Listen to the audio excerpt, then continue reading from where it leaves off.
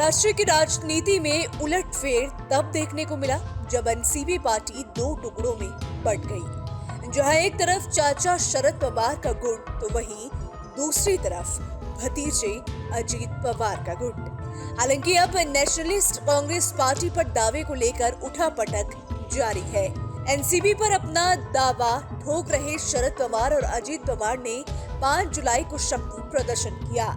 शक्ति प्रदर्शन में अजीत पवार के समर्थन में 31 विधायक और 4 एमएलसी पहुंचे और इस बीच अजीत पवार गुट ने चुनाव आयोग के सामने बड़ा दावा किया है।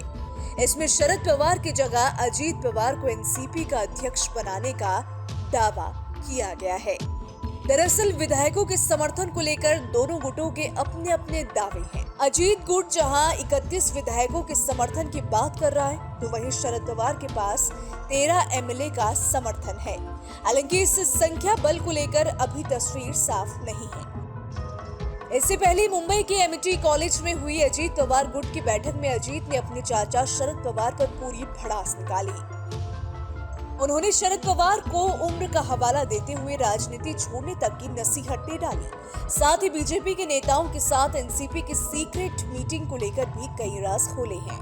अजीत पवार ने कहा कि 2014 में जब चुनावी नतीजे आए तो प्रफुल्ल पटेल और शरद पवार की कुछ बात हुई और पार्टी ने जाहिर किया कि हम बीजेपी का बाहर से समर्थन करेंगे। हमें बोला गया था कि वांकड़े ग्राउंड जाओ और शपथ ग्रहण समारोह में शिरकत करो।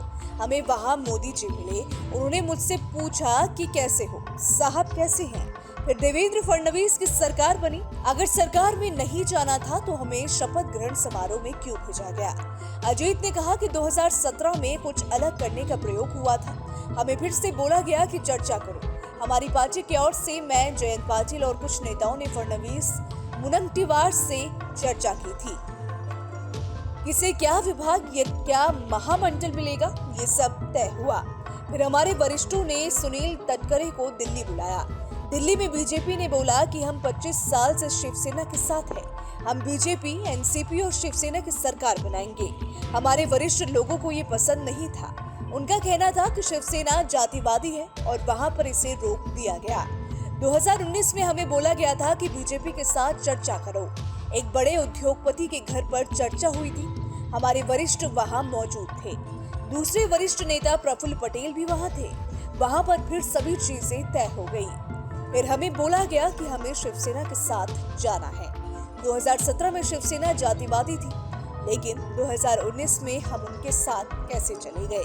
अजीत पवार ने अपने चाचा शरद पवार पर निशाना साधते हुए कहा कि वो हमारे नेता और गुरु हैं। वो सीएम कैसे बने? उस समय भी ऐसी ही स्थिति बनी थी। वसंत दादा पाटिल की सरकार गिर गई थी और शरद पवार की सरकार बनी थी और वो 1978 में मुख्यमंत्री बने थे। अजीत पवार ने कहा कि दिल्ली में पवार साहब और तटकरे ने बीजेपी हाईकमान से मुलाकात की। बीजेपी ने कहा था कि हम शिवसेना को नहीं छोड़ सकते, चलो तीनों मिलकर सरकार बना लेते हैं। पवार साहब सहमत नहीं थे। उन्होंने कहा कि हम शिवसेना के साथ सरकार नहीं बना सकते और इस तरह से ये गठबंधन नहीं हो पाया। आपको यहाँ बता दें कि अजीत पवार गुट ने चुनाव आयोग के सामने बड़ा दावा किया है। इसमें शरद पवार की जगह अजीत पवार को एनसीपी का अध्यक्ष बनाने का दावा किया गया है